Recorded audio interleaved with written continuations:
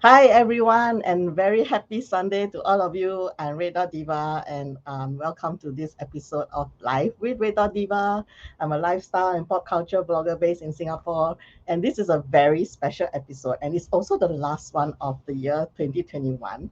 We are going to do a movie review of Sony Pictures Spider-Man No Way Home, which is so widely anticipated by fans and moviegoers, and it was released in local theaters this week.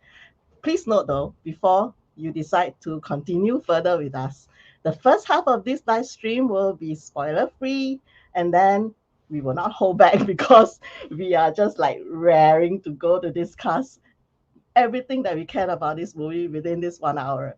And I know that you all have, some of you, many of you, in fact, have already watched the movie on its first few days of opening, and you're probably also dying, to nerdgasm with us. And you have this need to talk about it. So this is a live stream where you can join us and send in us your comments and your questions. Maybe my guests, I'll be able to answer them. And so I'm going to bring on screen two of my favorite guys from the local geek community. I'm going to put them on right now. Hello. We have Wayne Ray, a local writer, co-founder of podcast Ghost Maps. And I know she's a huge Spider-Man fan. And then No. and then familiar face to you, my geek bro, the well-known and very well-loved local movie reviewer, Jedd. Hello, the two of you. How you Hello. been doing? Hello, Diva. Are you still buzzing from the after effects of watching the movie? I cannot sit still. literally cannot sit still. I'm like, I'm like still internally screaming like a fangirl. But I've seen outside it twice already. inside was like, ah. Okay, before we get into it, I want you to take a few seconds to think about your main facial reaction when you're watching the movie, at certain points. And then I'm going to count down 3, Okay. 2, 1. Right, And it was all like three this of us 'cause I'm are going eating to do that. popcorn. I'm going to do this expression to show what was our facial reaction when we saw the movie. Okay? Ready? Okay. Ready? All right. Okay. I got it. 3, I've got it. 2, 1.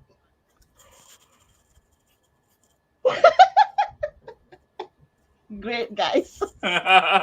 Jedd, did you bring your action figure of you into the cinema as well? Tiny Tom. I brought some other action figures in anticipation. So you We'll have a look at them later. on the screen to the screen. So he's only in focus if he's in front of my face. Otherwise, he becomes part of the background. Yeah. Tiny Tom. All right, I love Jedd, it. you're a movie reviewer that's really, really skilled at doing a spoiler-free summary. So go ahead in case some fans haven't even watched the movie and kind of like I want to get a gist of what it's all about.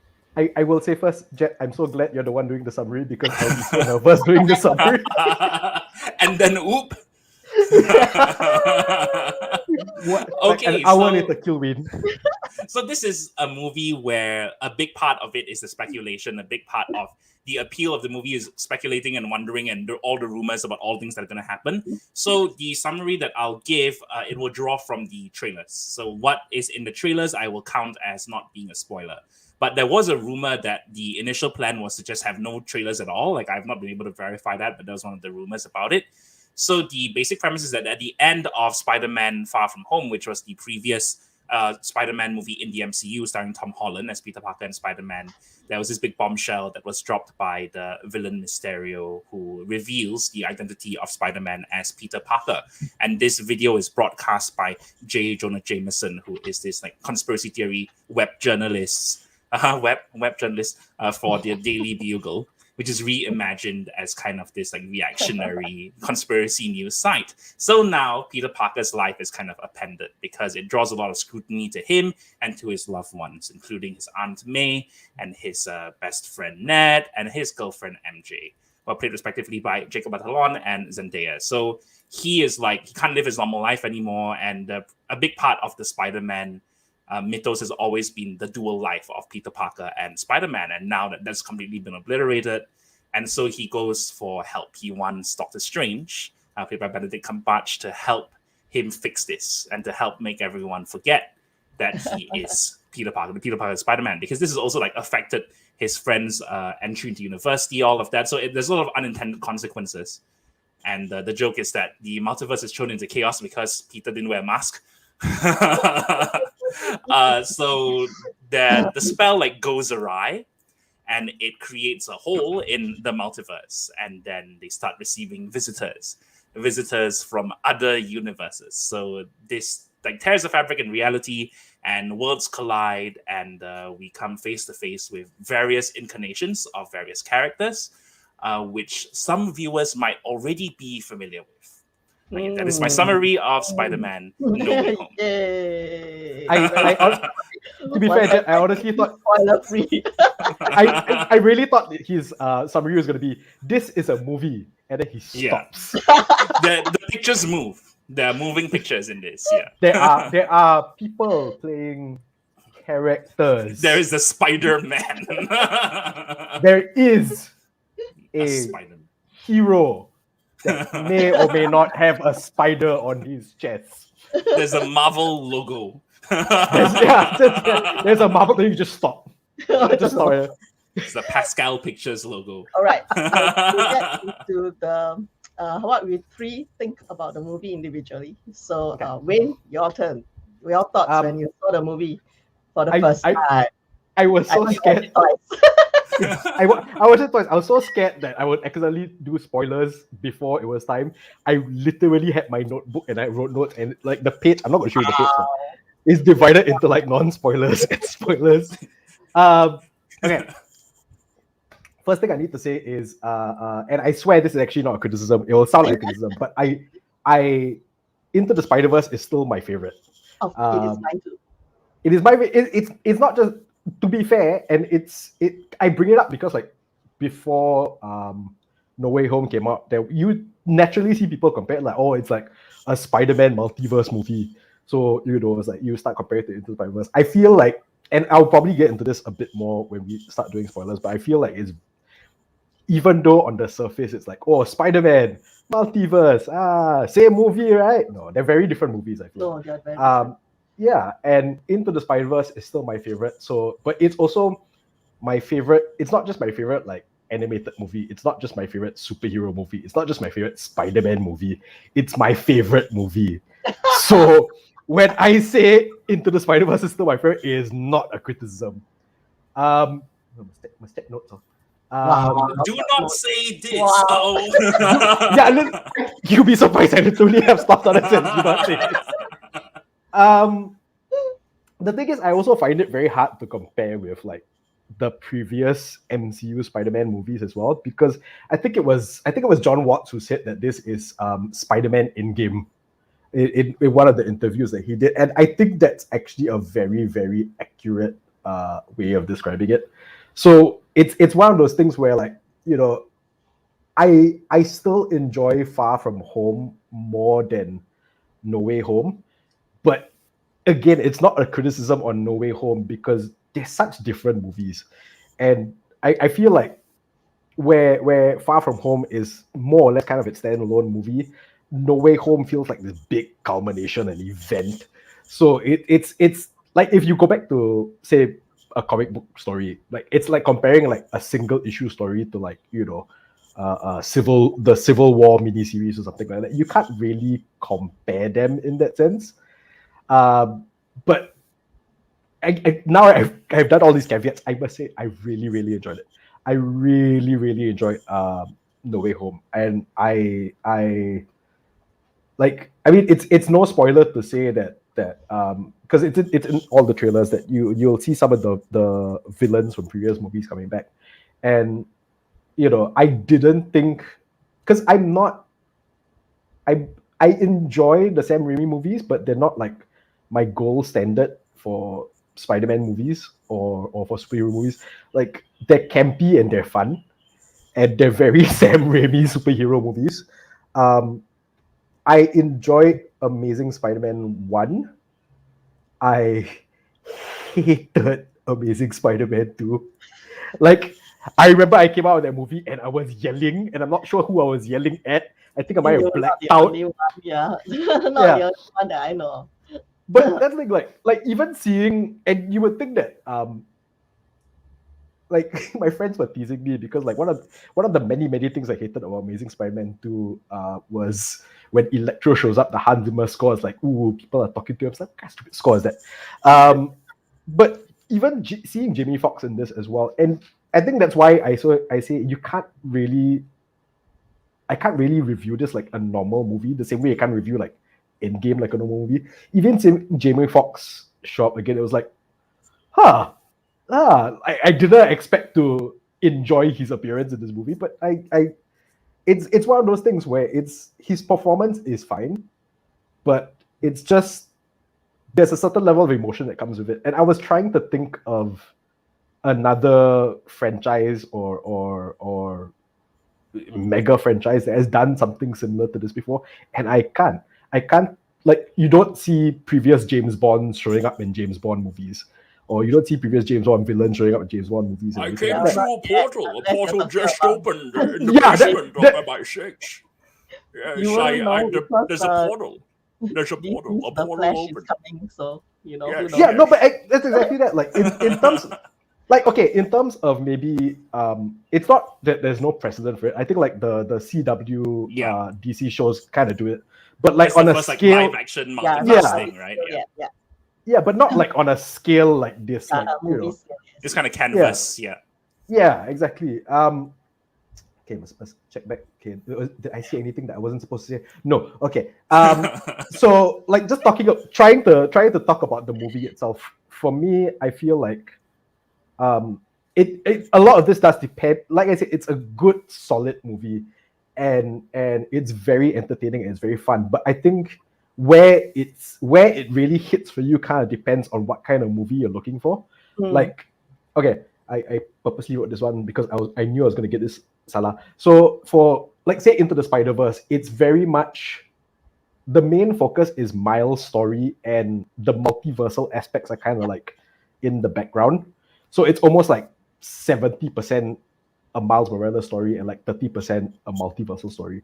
I think for No Way Home, it's almost 40% a multiversal story, 40% a Peter Parker story, and like 20% fueled by nostalgia, which isn't, but it's a good kind of nostalgia because it's nostalgia that kind of ties into what they're telling for the story. I think what surprised me the most was that not surprised because I've enjoyed both of Tom Holland's movies to like varying degrees, but I think what I found very nice was that they still didn't lose that thread of this is still Peter Parker's story, this is still Spider-Man's story, and like you know how all this affects him.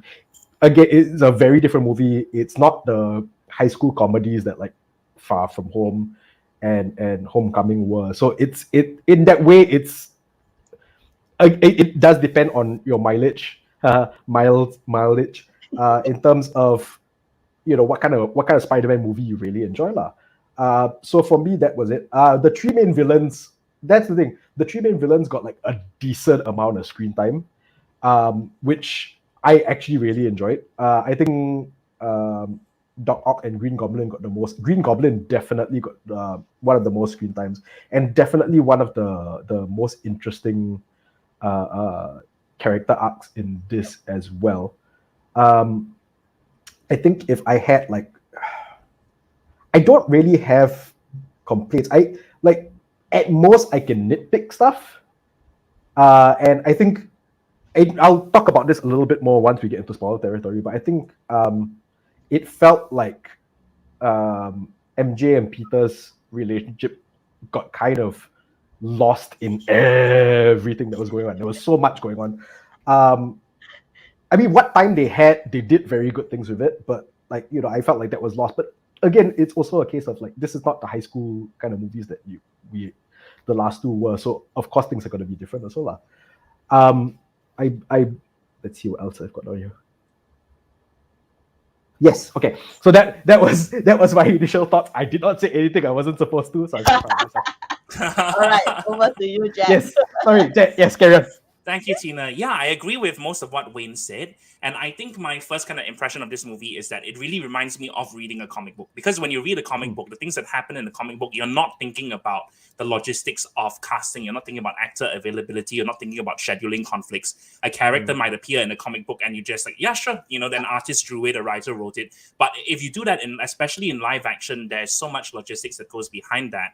And Spider-Man No Way Home makes it look easy. Like it pulls off things that are very, very challenging, that are very much the stuff of, wouldn't it be cool if this happened? Like people talking with each other 5 years ago, 10 years ago, it will never happen because of X, Y, Z. And I think another thing that's interesting is that in a way, Spider-Man Into the Spider-Verse was partially a movie about how there are so many Spider-Man movies. It's commentary on that. And this one definitely is. And this one is a commentary on how there are so many Spider-Man movies with explicit reference to the movies that came before it. And it's an interesting example because when we talk about the Spider-Man film rights, like the whole mess of that, and there's so much material that you can read about even the versions before the Raimi one. Like they were developing stuff at Canon, at Golden Globers, there was a James Cameron version, a David Fincher version, right? There's all sorts of stuff that came. And then the Raimi version is a combination of all of that. So that's one trilogy. There was supposed to be a fourth one. The third one didn't do well enough to get a fourth one. So Sony is like, we need to restart it to hold on to the rights and then to do Amazing Spider-Man. And then Amazing Spider-Man 2, like I agree with Wayne. I think a big problem with that movie is that it was trying to rush into building a franchise. It was trying to rush into world building because they wanted to establish a Spider-Verse to compete with the MCU. That's why they were like, these are all the villains. Harry is introduced and becomes the Goblin in the same movie. And then the end credits is like graphics of all of the different Sinister Six members' weapons because they're like all the Sinister Six, they come from Oscorp. They don't have their own individual origin stories. And so that was stuff. Venom was supposed to be tied into that universe, for example. Yeah. And that didn't work. So that pushed Sony into the position of leasing the rights to Marvel Studios so that they would like share production costs. And so that's like how we got there. And it's interesting that this is a movie which draws on that. Like, obviously, you don't have to know all of that to enjoy the movie, but that context makes what this pulls off. It makes it even more impressive in retrospect because these are all the needles we have to thread, right? There's that word again, thread. And I think it's fun because, what Wayne said is true, that it doesn't lose sight of the arc of Peter Parker at the center of it. The arc of Peter Parker cares about his friends. He's afraid of what happens to him. And I think one of the criticisms of the Spider-Man movies in the MCU, and a criticism I largely disagree with, is that he has been overly reliant on his relationship with Tony Stark.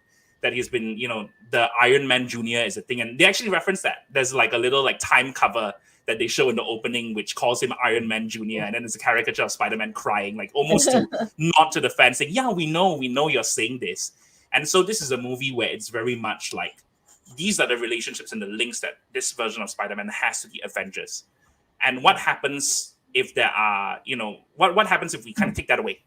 What do we do with those links? Like, he can go and see Doctor Strange and Doctor Strange can help him out. But if he didn't have that option, what would the solution to all of these problems be? And, a lot of the appeal of Spider-Man is that he is like a scrappy, like street level hero. He figures stuff out about himself. He built the web shooters, all of that. And so that was something that people didn't like, is that the reliance on Stark tech and things like that. And I think Far From Home was very much like Peter making the decision that he doesn't want to be Iron Man, that he's rejecting the possibility of inheriting that mantle. And then No Way Home builds upon that even more. So I think another thing about this is like, we talk about it being nostalgia, it being fan service. And there's this phrase I use a lot in my reviews. And I think I've used it a lot in the year 2021, which is, look, here's that thing you like. And, a lot of movies have done that this year. Mortal Kombat, Ghostbusters, to varying degrees. That thing you like. So it can either be very pat, it can either feel very kind of tacked on. In Jurassic World, which is a movie I don't mind, they walk into the first movie. They walk into the setting of they pick up like an props from the first movie, that kind of thing. I don't mind that though. I like that, but at the same time, like, you need to justify why you're doing something like that. And I think in this movie, when they reference the earlier movies, when they pull, quotes and lines in from the earlier movies, when they actually have returning cast members from the earlier movies, there is a good justification for it.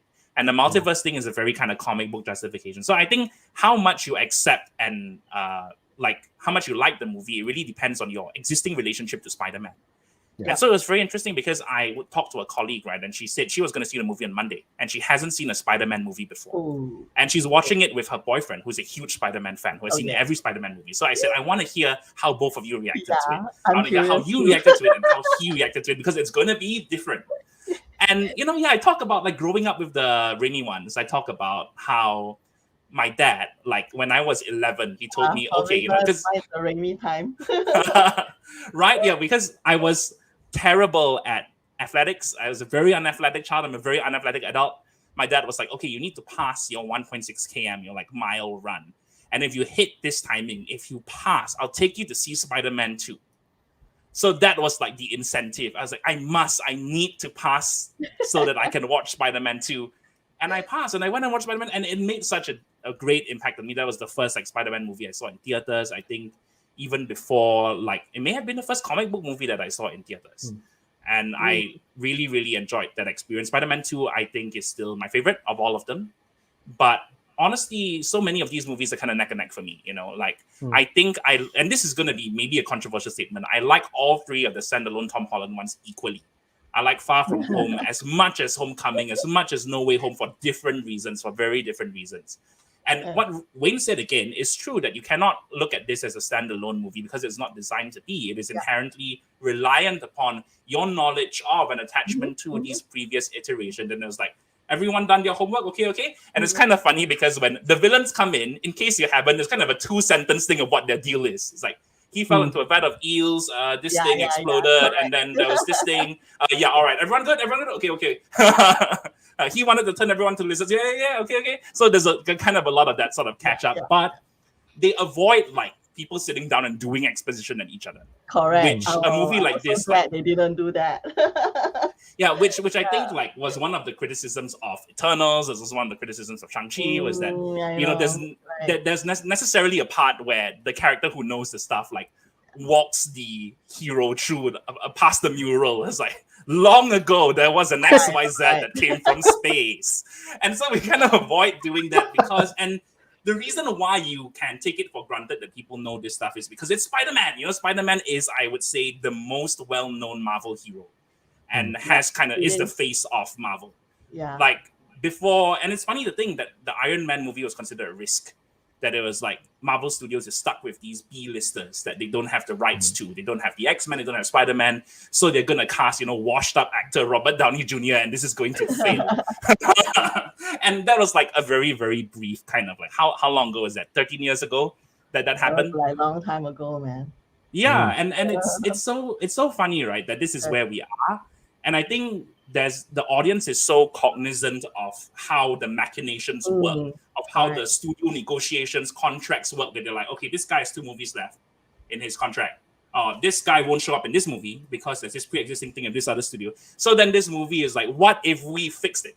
What if we managed to make all of that go away? Yeah. And I think that's the thrill of it and the joy of it, because you're like, I really didn't think that'd be possible. And I mean, they already did that with casting J.K. Simmons as J.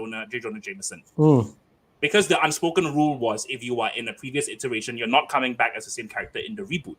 Maybe in the reboot you get a cameo as an acknowledgement, but no, full on J. Jonah Jameson. And I think at the end of that, people were like, is he a character from the Raimi universe? But he isn't, right? It's just that it just so happens that J. Jonah Jameson in the MCU looks like J.K. Simmons as well. Yeah.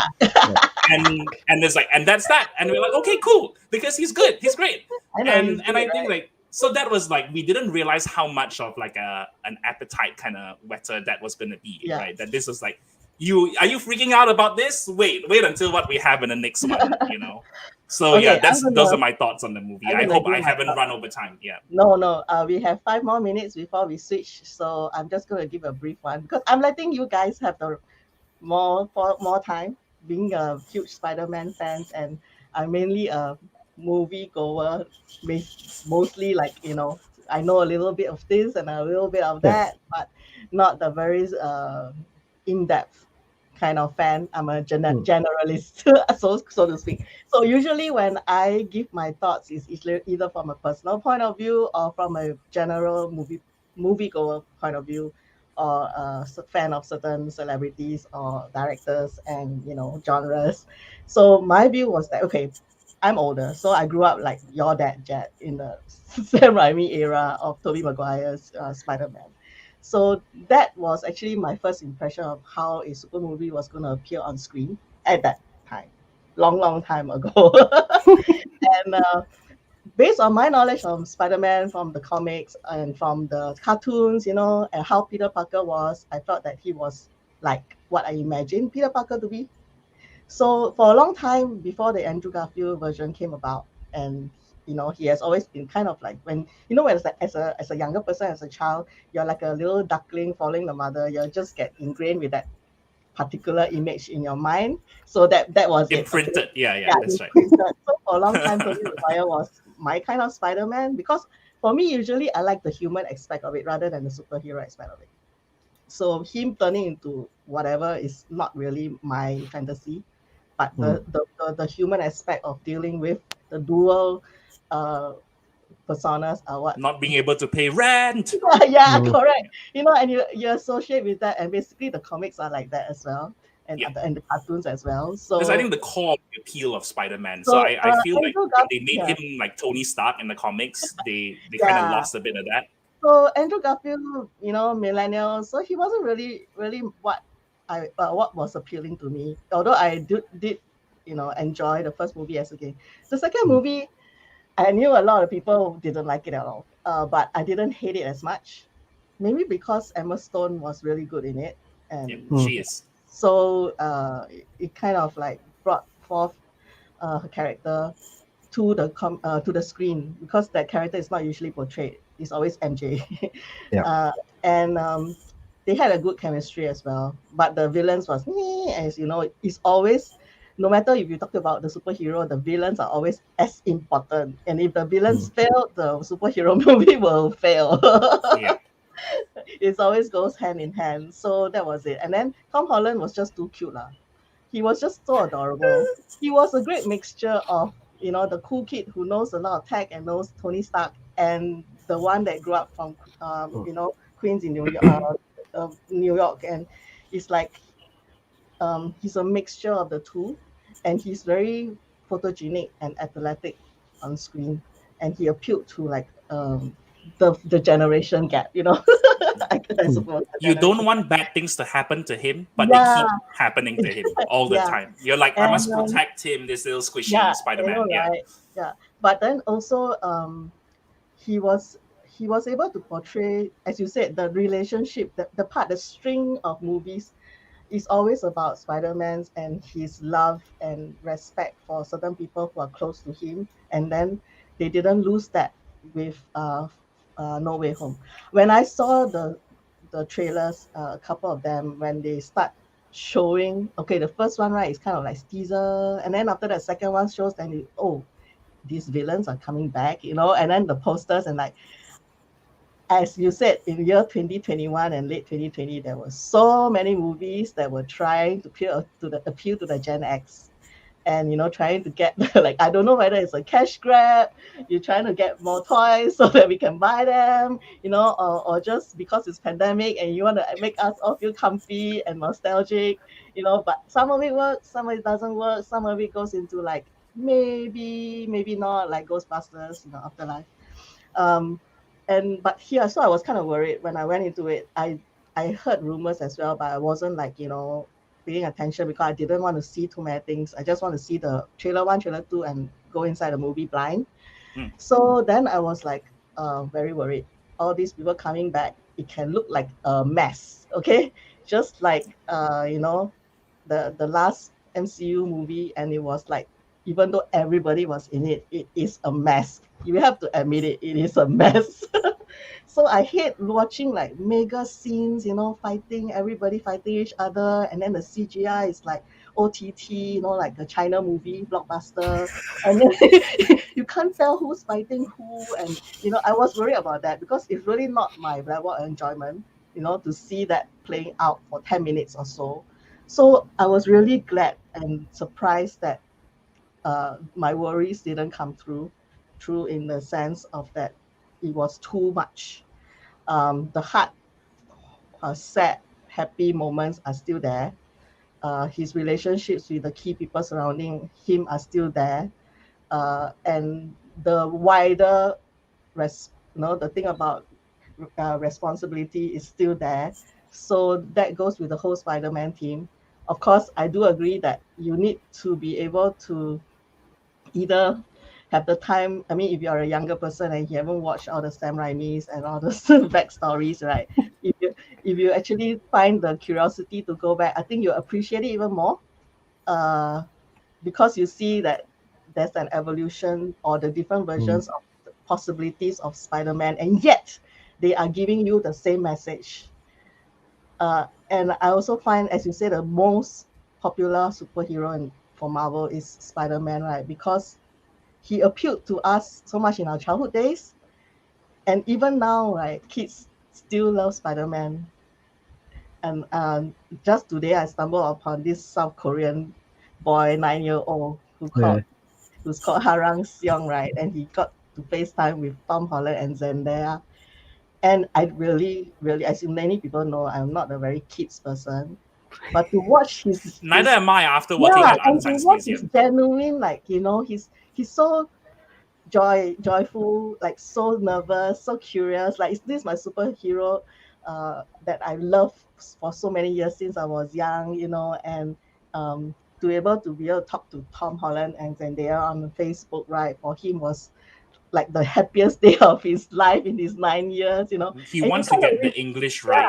and He's you working also, so hard to get it right. so hard to get his English right, practice with a teacher before they went on screen, and it was just like pure, unfiltered, genuine joy and admiration for someone that you hold up as a childhood hero. And I know that, those people who are more, uh, they are not like, they'll say that, oh, superhero, it's just a fantasy, character. But then you have to remember that through these characters, people actually form some inner compass when they are growing up with them. Yeah, I think they like hold on to some beliefs. I mean, it's just like, I'm going to bring like a DC person inside a Marvel movie, like Wonder Woman. People is like, oh, she beholds such love and strength, and that holds gives a lot of girls some inner compass to be who they should be as a woman. So, the same for Spider-Man, I think, precisely because he's not from the rich family, not like Doctor Strange, not like Tony Stark, given with privilege. He's from the, kind of simple childhood, and then this happened, and he has this superhero powers, and he's able to do wondrous things, save the world, sacrifice for that is something really. That's what some kids look up to, and I'm glad that they do. Yeah. rather than think, hey, I want to be, Tony Stark next time, and then be a philanthropist and hold my own corporate. I think it's That's more how I feel when people are Yeah. stands of certain like real life billionaires whom we shall not name. I know. All right, we have hit the midpoint, and before we go on to the next section, which is a non-spoiler free section, I'm just gonna give a warning. Warning. This section contains spoilers, and so if you want to leave and watch later after you watch the movie, I'm looking. go now. I'm looking at the comments to see whether anybody is leaving just because they haven't seen it yet. And also, Okay. Some questions. I think, hi Marcus, you're here with us, and Oh, hello. Mark as well. Is it Transformers Marcus? Yes. All right. So we're definitely in spoiler territory now, right? Yeah. Okay. Is it So I safe? just want Is to it make it secret? clear. This was my T-shirt in the non-spoiler section, and then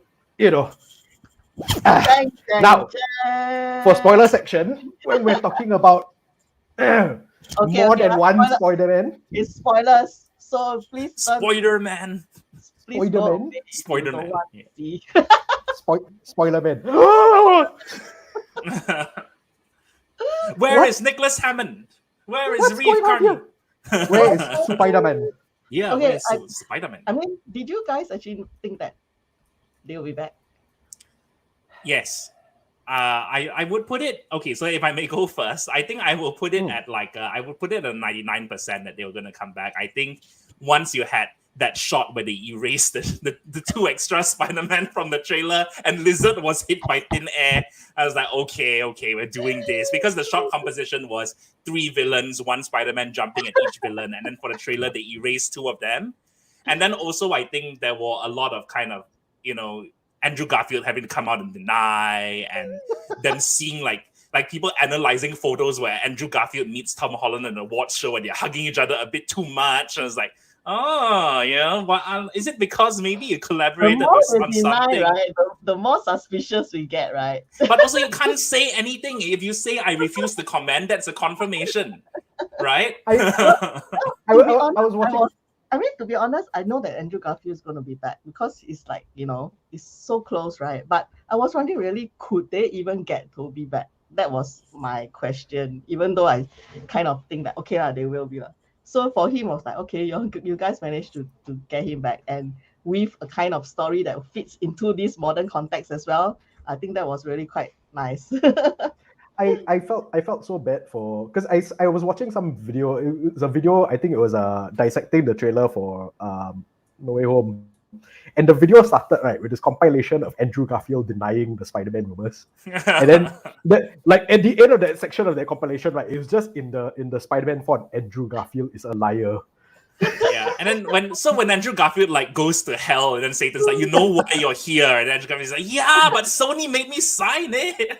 Yeah, like Mephisto meets him at the gates. Yeah, I think it was the same video where somebody was saying wouldn't it be funny if after this, right, then people start asking Andrew Garfield about No Way Home, he just continues denying it. It's like, what? I wasn't in that movie. They show him the clips. Yeah, they show him the clips, and he continues denying. It's a Photoshop. Yeah, it's very good CGI. Sony Pictures Image works. All right, so my disappointment, and maybe this is a strong word, but I have conflicted feelings about Tobey Maguire because I grew up with his version of Spider-Man. He is a not good person, and this is quite verifiable. If you've seen the movie Molly's Game, it's a movie based on a true story. Jessica Chastain stars as Molly Bloom, who was a woman who organized underground illegal high-stakes poker tournaments. Yeah. In the movie, there is a terrible, kind of horrible character named Player X, played by Michael Cera. And it was like a thinly veiled kind of facsimile of Tobey Maguire. Yeah. And he was in a lawsuit where he had to pay back the winnings because the winnings were taken from a Ponzi scheme. So at best, he's shady. At worst, racketeering, allegedly. And there's a reason why he hasn't had a high-profile live-action movie role since 2014. In 2014, he was in Pawn Sacrifice for Ed Zwick, in which he played Bobby Fischer. I like that movie. I think he was really good. It was him versus Liev Schreiber. So it's Spider-Man versus Sabretooth playing chess. And then he just doesn't appear in things. He was a voice in Boss Baby, but other than that, he's mainly been producing. And when that happens, there's a reason.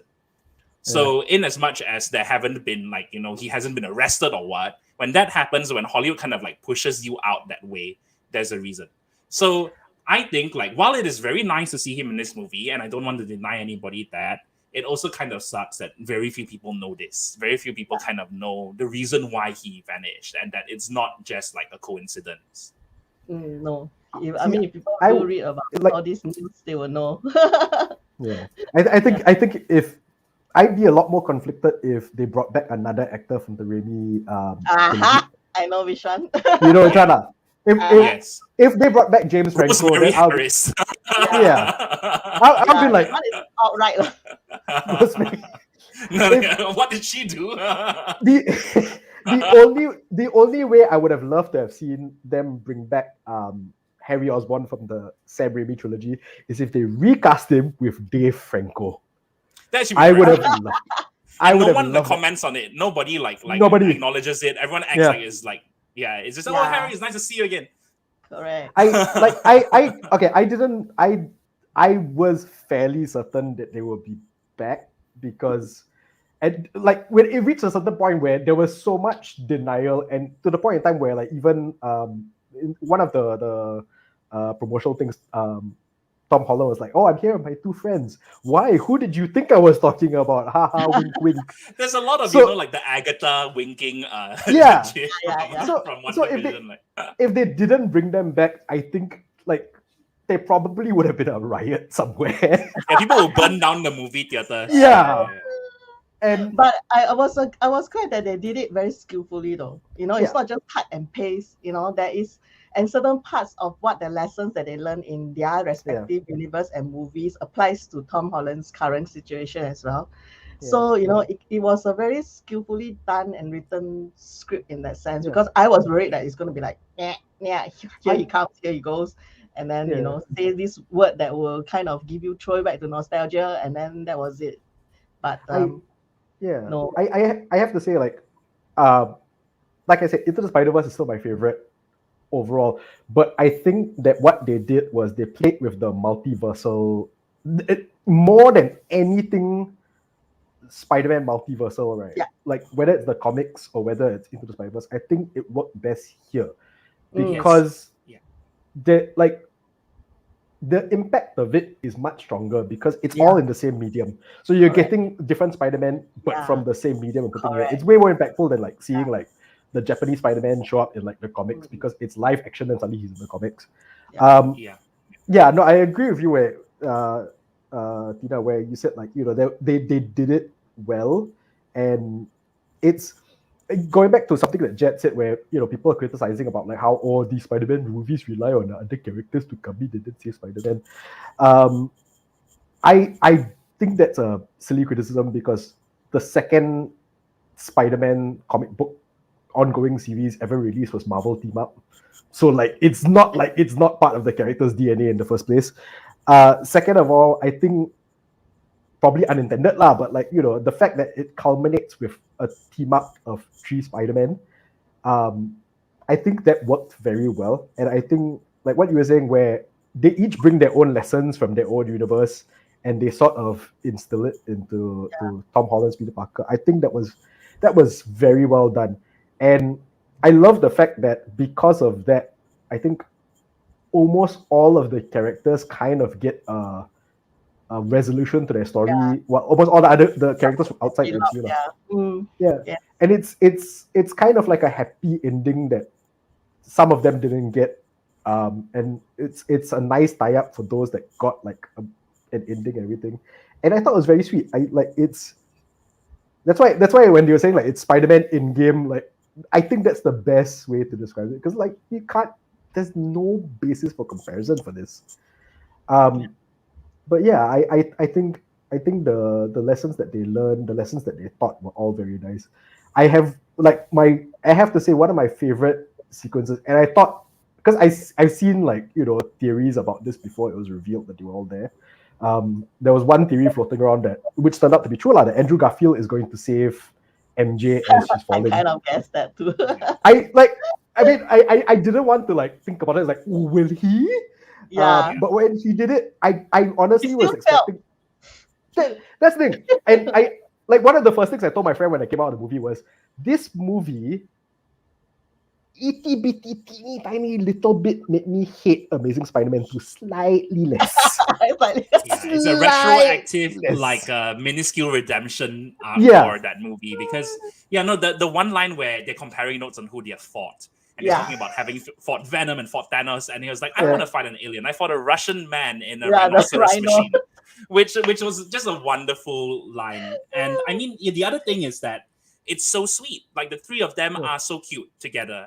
And normally when you talk about like introducing heroes and hero team ups, the first arc is they must fight each other. And there's none of that. There's because none of that. they know we don't need that. We don't need to see them like, I'm the real Spider-Man, you're the fake Spider-Man, which a lesser movie would have done. Right. And I think they know that it's just the joy of seeing all 3 of them together. And also this is a movie that is long, right? It's 2 hours and 28 minutes long. It doesn't feel long. I think structurally it is so tight. Right, it swung by, absolutely. And I think like just they introduced the 2 Spider-Man at the right moment. Like it's towards end second act. Like it's just the right time for them to come on in, and then all right, then the third act is the 3 of them together.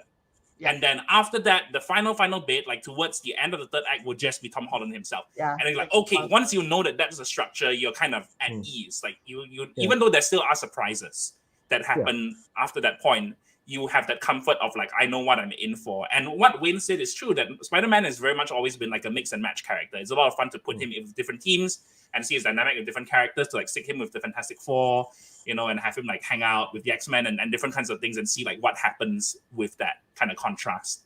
And so having him hang out with himself is like, that's kind of the best thing that, you know, both the Tobey Maguire and Andrew Garfield versions don't know what the Avengers is. Are you in a rock band? Are you in a band? That's cool. Is the Avengers a band? I love that one. I love how they asked Toby, like, really? You don't even need a web shooter? Like, and this is a whole thing, right? The whole thing about the organic web shooters, because that's all over the James Cameron draft. The James Cameron draft, like, as much as the Spider-Man is the puberty for metaphor for puberty, thing, is in the Sam Raimi movies, it is super in the James Cameron draft. And so, like, yeah, we'll leave it at that. But I mean, I think that's so much fun. Like, I also had this like big long debate in my head about whether or not organic web shooters are better than mechanical web shooters, because like on the one hand, you know, he's bitten by a spider, so he should. On the other hand, would it come out of his butt? You know, so I had that very long like debate with myself. I mean, they know as well, like the fans actually, you know, would discuss about this in depth. So yeah. And so they are acting like fans of each other, which is my favorite thing. I love that so much. Okay, I'm gonna put hi Jason. You were asking, fully expected they will be back considering the spell. Your thoughts on Toby's MJ not appearing, which is Kristen Dunst? Yeah, go ahead, Wayne. Sorry. Okay. Personally, Kristen Dunst is not my favorite MJ. But also at the same time, I like they do have, Doctor Strange does have a line where he says like some of them manage to get through, but not everybody who knows who Peter Parker is gets through. I'm glad they didn't have MJ, like Kristen Dunst's MJ appearing, and I'm glad they didn't have Emma Stone's Gwen appearing.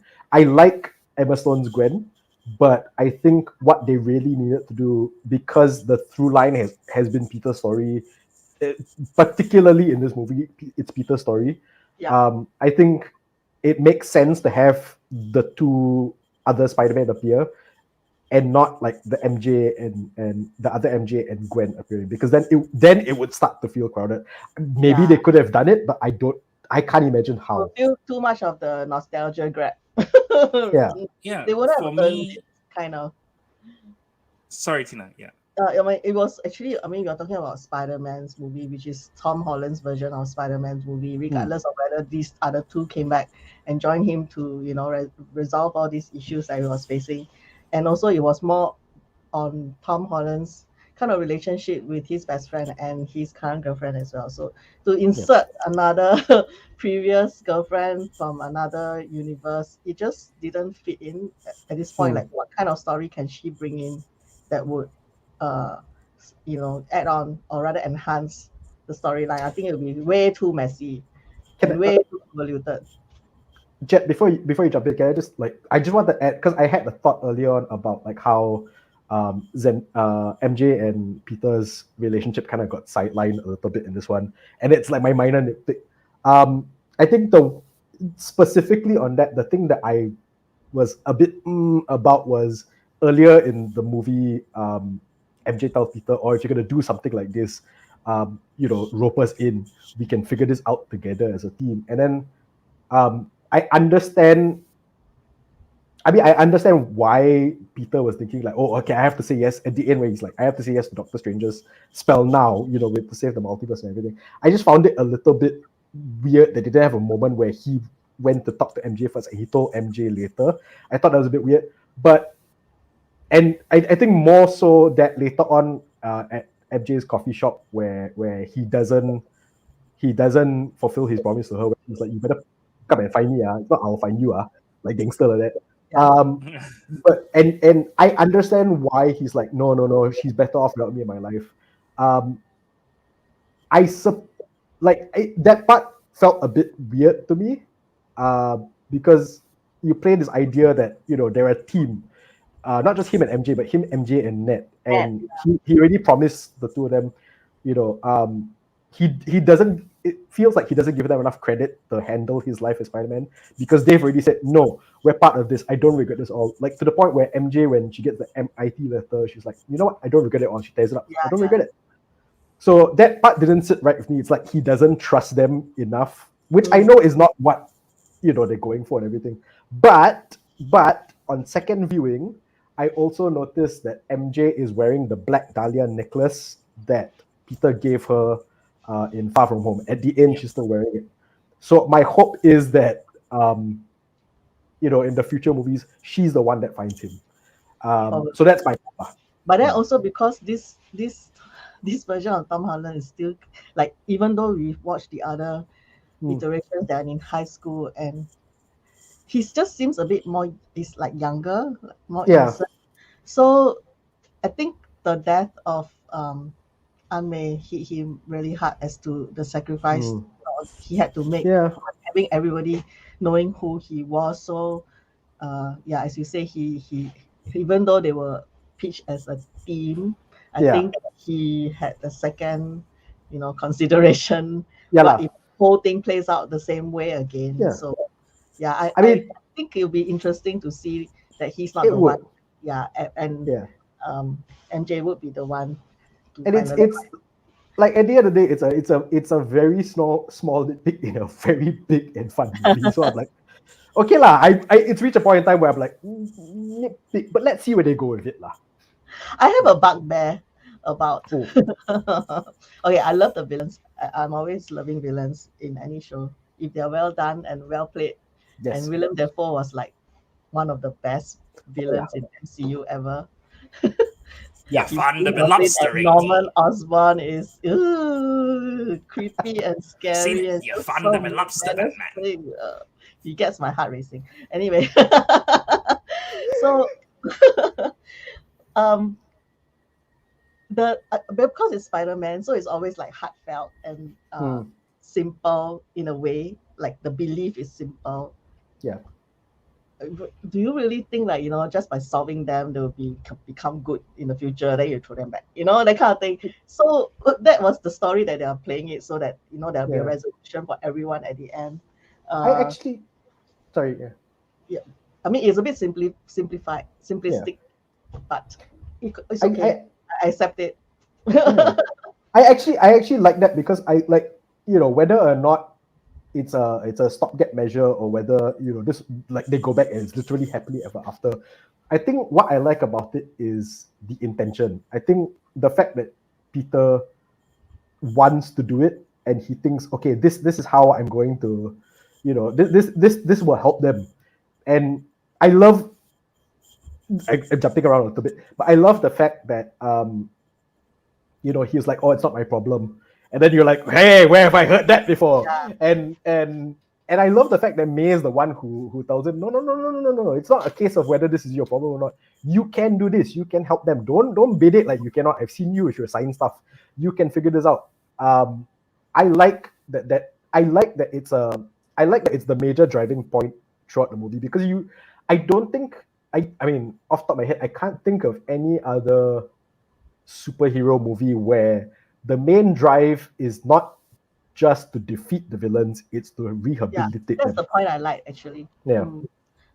So for me, like, sometimes because we watch so many darker movies like me, it feels simplistic. But then after that, you kind of like, okay, because it's a Spider-Man movie, and it is intended to feel good as well as give you some positive aspects of humanity. So it's like, okay, I can accept that. Even though reality doesn't play out that way, and the message that they give as well is maybe some people act badly, but again, there may be some other issues that they have that you so which is quite useful in this time during this pandemic, where everybody's acting out in some way or other. I think it was quite fitting in that sense. I like how it's basically the Spider-Man version of talking about mental health. I actually like that, because, like, especially, and I think it's great that they use Norman as the sort of like the focus of it, because, like, you really do. I mean, it's it's a super Spider-Man version of mental health. It's like, oh no, he's got mental problems because of a goblin formula. But it's the fact that he's the focus of it, and you see how lost he is. Like, I think there were two things that really like emotionally got to me. I think one of them was that. The other one was, was Andrew Garfield saving MJ, and you kind of see like that almost like catharsis for him, for his Peter Parker. But I think the Norman story was very well done. Also, since you got William Dafoe doing it, it's like, you might as well lah. He's that good lah. So I need to keep track of all the things I was going to respond to. All of the threads. 15 minutes ago, Jason asked the question, but I think to go off what you're saying about the villains, right? The interesting thing about him trying to rehabilitate the villains is I think part of that is his relationship to the villains he has faced. So for him, Vulture, there's a personal connection because that's Laura Harrier's dad in the first movie. And then in the second movie, Mysterio was someone whom he trusted, whom he thought was an ally. So that is where he's coming from. So his version of Spider-Man. And I think in the Raimi movies, there's also a personal connection to a lot of the villains, right? That Norman is his best friend's father. That Otto is like a personal like science hero of his. All of that kind of comes, and even in the third one, like with Sandman, it turns out that he was there when Uncle Ben died. So I think that personal connection that it kind of incentivizes the I'm not just going to kill them kind of thing. I think they that makes a lot of sense. And like you were saying, they gave a lot to Willem Dafoe to do. I think they gave a lot to Alfred Molina to do, and it was very nice because it was like if you had them and you wasted them because they are such good actors. What are you doing? So I think both of them being there and kind of being the emotional center on the villain side, that worked a lot. And to go back to Jason's question where he was asking about what are our thoughts of Kirsten Dunst not appearing in this film, I think there's a certain point where it becomes fan service for fan service's sake. And some people already think this movie is that. I don't think it is, but some people already think it's that. So I think that when the problem with a movie like this, and it's a double-edged sword, right, is after you watch it and you're like, these are all the things that are possible. Boy, I wish it did that. And they did that, and they did that, and I wish I wish Risk Fans had a scene of Dylan Baker where they kind of compared notes, and it was like, I never became Lizard, but you're me. And then the thing I really wanted, I wish they indulged me this, is Tobey Maguire looking at J. Jonah Jameson from the MCU world. What happened to his hair? I mean that's the one thing that I wish they gave me, but. All of these possibilities, and I feel like the interactions between the three Spider-Man already gave us quite a lot of that. So if you brought in the further supporting cast members from those respective worlds, then you're not going to get enough room. And I think that there was a draft of this movie where at least one of the villains was a Tom Holland villain. At least one of the villains was Scorpion or Vulture, but they were like, we can't do that because you're not. Then we're not going to have enough real estate for the arcs of the villains, especially from the Raimi ones, let alone Electro and Lizard. So I think that's the reason why because I was sure Michael Keaton would show up in this one. Like there were very early announcements that he sat out Far From Home, he's back in No Way Home, and he's not in it at all. So but I understand why they didn't do that, and I think that there was a good decision that they didn't do that because I think I would love to have been same thing I said about Endgame. I would love to have been a fly on the wall in the writers' room when they are plotting out all the possible scenarios and they're saying when they're blue skying and they're like, we can't do that. Or let's go down this road a bit more. And so I think that the version they ended up with, like what they decided on and settled on, it works really well. And if you tip it any further, it's not going to. So I think that there's a danger of tipping it further. But is now the door open for Emma Stone to come back as Spider-Gwen? I hope so. I would not be opposed to that. So it's just that don't do that in this movie. Right, but if you are eventually going to follow that down the line, if one day Dylan Baker actually turns into Lizard, finally, he's like, I've waited 20 years. It's like when they let Billy D. Williams be Two-Face in the Lego Batman movie, or in the Batman 89 comics, they're like, finally, long overdue. And I thought it was so funny that they kept on promising Lizard in the Raimi movies, and we're just about to get there, and they pulled the plug. I'm gonna say. Wait, hold on. We have about 2 minutes but we're going to run over a little bit after Wayne has given his opinion, and then we're going to go into the post-credit section, and then we're going to end the series because we don't want to run too long and you hear us yammer on non-stop. All right, Wayne. jumping on to Jed's point about Emma Stone coming back as Spider-Gwen, or Dylan Baker coming back as the Lizard, I'm gonna say this right now, and when I'm proven right, I will come onto the internet and I'll be like that. Thank you. Sam Raimi is directing the next Doctor Strange, Multiverse of Madness. Yes. Where all these different universes are collapsing. The one character from the Sam Raimi trilogy that is going to come back, and we're finally gonna see his transformation to a villain, is not Dylan Baker as the Lizard. It's Bruce Campbell finally As fulfilling the Mysterio. promise as Mysterio. That's what's gonna happen. That was the grand plan. Is like his cameos in each of the three. Yeah. He's just gonna appear very briefly in Doctor Strange as like Mysterio, is like with the big chin and everything, and that's it. And everybody will be like, you know what? Okay, Sam Raimi trilogy, all set already. He takes off the fishbowl and it's Bruce Campbell's face. Yeah. That's it. That's what's gonna happen. So basically, you already kind of segue into our section on the post credits, which is there are two. In case you haven't watched the movie yet, there's one just right after the credit, the first part of the credits, the mid credit, and then you have to wait until the end, which is not really a post credit scene per se. It's actually the trailer for the second Doctor Strange movie. They did what they did. They last did it 10 years ago at the end of Captain America: The First Avenger with the trailer for the Avengers. So they haven't done that like trailer as post credits until now. Again, yeah. So that was a good surprise. I didn't expect that actually. I thought there would be another teaser of something else. Oh, but then the teaser on Venom. So one thing that is fun is, like I said to a friend, I wish there was 6 of them, and then they had the Sinister Six. There's only 5 villains, and he said actually there was 6. Venom was just chilling in Mexico the whole time. So technically there is a Sinister Six in this movie, which feels very on brand for Tom Hardy's Venom. I have to say. Yeah, he's just like sweaty. He's somewhere being sweaty, Yeah, I know, right? Twitchy and sweaty. It's too busy being sweaty to hang out with Alfred Molina and Willem Dafoe and Jamie Foxx and Rizzy But Fans. I'm kind of like looking forward to him and Tom Holland being on the same screen together, because I think two of them will have a very good chemistry. It's going to be cute, man. It's going to be Yeah, very it's cute. gonna be I'm actually on the opposite end of this, where I am actually happy that they didn't meet, because like I feel like the Venom movies are like On their own. not just on their own, but it's like if you took superhero movies from like the early 2000s and then you made them extra nuts. That's what the Venom movies are. No, it feels like Catwoman. It feels like Hulk, Liang Yeah, Xiao. it's like It's like Ghost Rider. Yeah. Yeah, but then I enjoyed it. dial up to 11.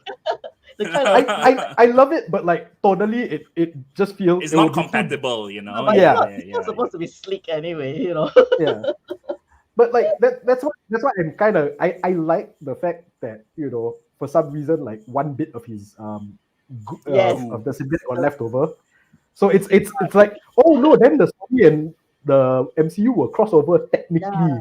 So maybe So it's like, Yeah. do you think then the face will be another Venom, like not Tom Hardy's?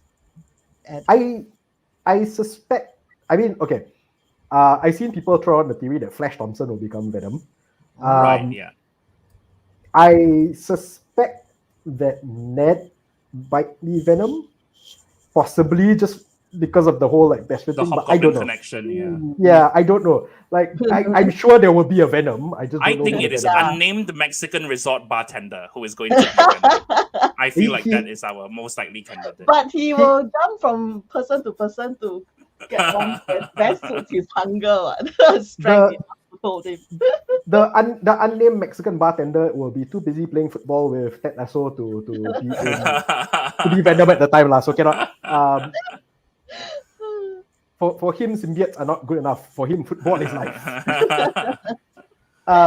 Any thoughts on the Doctor Strange trailer? It's cool to get to see America Chavez's like jacket from the back, and her first reveal is the toy, is the Marvel Legends action figure. That's like what she'll look like. Apparently, Rintra is going to be it. I'm not familiar with the character, but it's a green bull. It's a giant green bull. So, I mean, my thing is that I want to know what Sam Raimi thinks of No Way Home. And I'm sure he'll be asked a lot of those questions on the press tour from Multiverse of Madness, because, like, No Way Home is mainly a big love letter to his movies. Yes. Like, it does acknowledge the Andrew Garfield movies, but it is much more affectionate for the Raimi movies, as I think the general consensus of the fans are. So I think, like, having him come back into the fold and having him actually do an MCU movie, like, it does bring things full circle. And he hasn't directed like a thing for a while, right? Isn't Oz the Great and Powerful like the last thing he did, if I'm not wrong, as a director? Because he was involved in like Crawl as a producer, but he didn't direct that. So this will be fun, and I think they are gonna go nuts. And the promise is that it'll be the closest thing to a horror movie that the MCU has given us yet, because they were quite conscious of getting a. It really gave me shades of the What If episode. Right. Yeah, I was surprised to see like Supreme Strange in there, which is nice. Yeah. Which So, yeah. I really don't. I mean, it looks good. I'm kind of excited right now, because actually the first Doctor Strange movie, I was kind of I like it. I like all of them. I like every MCU movie. You know, it's like you like, but also like, you know, because I know. It's Iron Man with magic. They just do all the beats of Iron Man. Yeah. And you're watching because Benedict Cumberbatch. What's really weird for me is because of the previous post-credit scene with Venom, and they're like, oh, Venom's going back to his universe and everything, and they're kind of keeping it separate. Weirdly enough, by the time we got to the Doctor Strange one, I was like, no, now I see more what happens in the Venom universe. Because like I still have this hope, and I know they'll never do it, but I still have this hope that at the end of it, they'll have their own like Avengers movie where it's just maximum carnage and they just go crazy, and like all their side characters just start fighting each other, which will be a very, very stupid movie. It will basically be stupid Avengers. That's what it's going to be. I think they're building to that, right? I think they're building to that because they are promising a Craven movie with Aaron Taylor Johnson. You know, Morbius is finally coming out. So the big question is, who is Spider-Man, right, in the world of those movies? Yeah. We don't know. Yeah, see, I wonder whether it's one of those things where the trailer has been altered to have like look, there's an Easter egg of Spider-Man in the background there. Because I don't think that there's a Spider-Man in their world. I think even to the point where, and this brings us, like, we're looping back to like the cameo that we haven't even talked about yet. Where when we see Vulture in the trailers for Morbius, I suspect it's that universe's Vulture, and it's like J.K. Simmons, where they just happen to look alike. Just happens to have the same face. Yeah, maybe. Yeah, which gets me wondering: is Charlie Cox's Daredevil the Netflix Daredevil, or is it another case of the Netflix is kind of like its own universe, and then this Daredevil just happens to look like that Daredevil? Right. So that was a question I had, and I mean, can we spoil Hawkeye? No, please don't spoil Hawkeye. Yeah, but I think like the so there's kind of stuff, right, that is setting up, and then Feige is like winking and nodding, and he's saying, he said before No Way Home that if Daredevil appears, he will be Charlie Cox, but he didn't say that if Daredevil appears, he will be the Netflix like canon version. Exactly. Then it's like, is there, Deborah Ann Wall, Karen Page running around, right? Yeah. Is there Vincent D'Onofrio, Kingpin running around in that same universe? Is there all of the, right? Alan Hansen, is he Foggy in that universe? Because I wanted Foggy to meet Foggy, is what I wanted. I wanted him to like see Happy Hogan and like, I want all sorts of stupid stuff, basically. Like, whatever this movie gave me, I'm very happy with it. I want so much more stuff. And I think that's kind of the effect I think that was intended, because you can keep going. You can keep going with this sort of thing. It's just that you need to calibrate how much you do in each of the movies. Yes. Otherwise, you're going to lose people. For this one, it was just like the right amount for me. Yeah. Like, I didn't feel as if, like for Ghostbusters, even though it was feel good and trying to pitch to the younger fans, but at the same time, I felt that they kind of packed it on too much in a way. Ghostbusters was intentionally like a mea culpa. So I'm so sorry for that last one that you didn't like. I'm so sorry. Please forgive me. Don't say don't like. Just felt that I didn't really accept it in full. Kind of in my heart, in my conscience. Ghostbusters 2016, I liked a lot more than I thought I would. I thought I was going to hate it. I found it was fine. I just didn't think about it after that, But it was a movie that a lot of people got very upset about, and so this movie felt like it was, oh please, I'm so sorry. And I think like this movie doesn't feel like that. No, even though there are elements of the earlier Spider-Man films that people didn't like, even though people didn't like Spider-Man 3 or didn't like Amazing Spider-Man 2, it wasn't trying to apologize for those movies. Yeah, I think it's less an apology and more like them just patting Andrew Garfield on the back, going, "It's okay." It's okay, See, we Peter wrap 3. things up for you. It's okay. I like him that he accepts being called Peter 3. It's so cute. He's So Andrew it was- Garfield. So Sorry. in general, I really felt that it was a good film to end a year with, like for a Spider-Man fan, for an MCU fan, for a movie fan, for just a general audience, to just get a positive feeling, even though there were the sad moments. But overall, it was still a positive message on many fronts, and you kind of like. It comes across as like you as well. You are facing a lot of things or issues during the pandemic, but yet things will still go on, and you can still find strength in doing what you need to do. So it was really, really nice. I really like the movie a lot. Yeah, it manages to be very triumphant, but at the same time, it ends with everything being taken away. It ends with a clean slate. Peter's on his own. Nobody knows who he is. He makes his own suit, right? He moves into an apartment. He has to pay rent, and then it's like we had this big fun movie, but now Spider-Man starts. Yeah, he starts over, and whatever lies in store for him in the next 3 movies that he is signed on for will be very interesting. So I'm really looking forward to that. I hope he stays on. I mean, there are rumors and kind of like assurances that there will be more Tom Holland Spider-Man movies, but I hope he stays on. I think he's a good Peter Parker plus Spider-Man. Sony doesn't want to lose him, right? Sony's holding on to him because he's doing Uncharted for them. He's doing the Fred Astaire biopic. So it's you're like, my boy, Sony is like, my boy, Tom Holland. Already. We're now transitioning from Tom Holland doing press for No Way Home to Tom Holland doing his very public contract negotiations with Sony. Is like, well, I don't know whether I'm coming back for Spider-Man movies, even though it earned the studio a whole lot of money. Because he was I think 20 years old at this time, and he was the linchpin in getting the negotiation for them to continue using the MCU to continue, because there was a big hoo-ha about the rights dispute between Sony and Disney, who is getting the merchandise and theme park rights and so on. And Tom Holland walked into the room and was like, I want them to stay with MCU. Yeah. So I'm glad he's the current Tom Holland is current Spider-Man, and he does very well in press reviews. Press releases and press conferences. He's still he's like a legit movie star. Right? You don't have a lot of those now. I know, right? And I think I'm sure there are people who don't like him out there. There's someone doesn't like, but most people like him. I haven't seen people have a significant problem with him. Yeah. And we'll see how long kind of he keeps because this is also a transitional stage for him. Because he is not going to be a kid, actor for the whole time, and Spider-Man is going to be, he's gonna be an adult if he comes back, right? If he comes back in the next 3 that he's supposed to be on, it will be like college Peter Parker. Yeah, correct. So we're gonna round up now. Any last words about R.I.P. Marissa Tomei? I still think they wasted her overall. There's not enough that they did with her. Because she's a wonderful actress, a very good Aunt May. I was very sad. But it had to happen. As much as I enjoyed this movie, it's still a guy's movie, I should say. Yeah. But still enjoyable because story is still really good. I will jump on to what Jedd said about Marissa Tomei and say that never in a million years, if you asked me 10 years ago, who do you think that you will find Aunt May the most attractive in a Spider-Man movie? Never would I have said, Aunt May is the most attractive person in a Spider-Man movie. I love Marissa Tomei. She's a wonderful actress and everything, but my God, she's just. But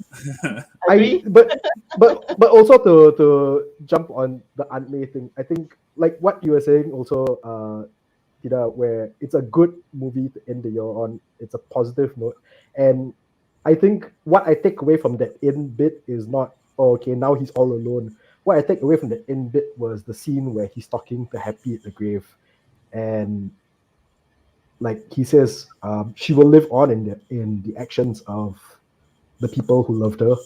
And then you see him in his apartment, and he's alone, but he's smiling also.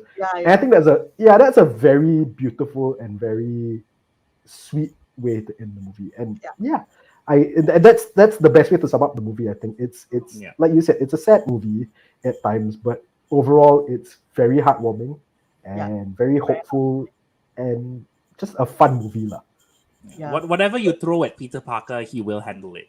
Correct. And I think that that is the thing that we have seen in all the various iterations. Like horrible stuff keeps happening to him, but I think part of the power of Tom Holland's portrayal is that he's so endearing. Yeah. That he even He like at really his feels- lowest moments, even when and in this movie he is like there are moments where he's angry, legitimately angry that we've not seen from him before. Like he's sad, he's in tears, and it's all stuff that I think, you know, every Spider-Man plays at least once. Is at least one time when a Spider-Man is going to break down about Uncle Ben or something, and he had that moment in this movie, and I felt like when we got to that, it's been building to this. It's been building to seeing like really processing the emotion of, you know, processing the trauma, because a lot has happened to him and he's still so young. But that's why we like Spider-Man, right? Like all these things get thrown at him, he finds a way to deal with it. Yeah, exactly. So watch it if you love superhero movies. Watch it if you like heartwarming movie to end up the year with, and you know you want to feel triumphant with going forward into year 2022. And it's really a family show as well, so you can bring your kids along, and I just love it. I'm gonna watch it probably again. You will have to explain to your kids who the uncles wearing the Spider-Man costume is. It's the one thing that I told my colleagues. Some of the kids don't care though. Yeah. Hey, got no uncle, no Spider-Man, Spider uncle. All right, thanks, Wayne and Jedd. Let me round out. Stay here, and I'll just say goodbye to the rest of them and tell them what's coming up next. All right, thank you for those who have been joining us, you know, and giving your comments. I've been reading them, so thanks for all the notes and your opinions about the movies. We didn't really answer that many questions because we wanted I wanted Wayne and Jedd to give their opinions, and we can still continue discussing, you know, among ourselves, all on the same thread in this post. You can just add in our comments, and we'll add on our own thoughts and opinions as well. This is going to be the last live with Red Dot Diva this year. I was unable to get a guest for December, but then I decided to talk about Spider-Man because it was something that I know we will be dying to spill out our hearts over. But we can't meet each other so often, so this is going to be it. And it's going to be the heartwarming kind of review, chatty friendship, you know, all these good feeling things that we're going to end up with for this year. And next year, I'm already starting to plan for the 2022 series. I have kind of confirmed my guests for January and February. There are Southeast Asian creators. Some of you may be familiar with them, probably some you have not heard of yet, but I feel they have an interesting story to tell. So look out for the announcements. I'm still firming up details on, you know, what our topics and how are we going to promote live stream, but do look out on my announcements. They should be coming out by early Jan, I suppose. And if you have someone on your wish list as a guest, feel free to contact me or post in your comments or recommend some of those people that you know who have an interesting story to tell about their artistic journey or creative journey. I also have plans probably to have a couple more extra kind of like multi-people panels, and if I can try to invite somebody who is more well-known to head it and to give some more tips together with some of the other guests who are around the region. Maybe there's going to be one or two of these as well. So look out for Live with Red Dot Diva in 2022. I hope to have some more exciting and interesting live streams that you can listen to and watch us have fun. And once again, thank you for joining me for this year. Have a great and merry festive season. I'm going to bring the other two guys back on screen, and we're going to say goodbye. Thanks for joining me, guys, and thanks for everyone listening in. And we'll see you again in year 2022. Have a great holiday season. Bye-bye. Thank Happy you for having holidays. me, Tina. Bye. And wonderful Thank to get you, to talk Diva. about this with you, Wayne. Thank you. Yes. See you guys. Take Bye-bye. care.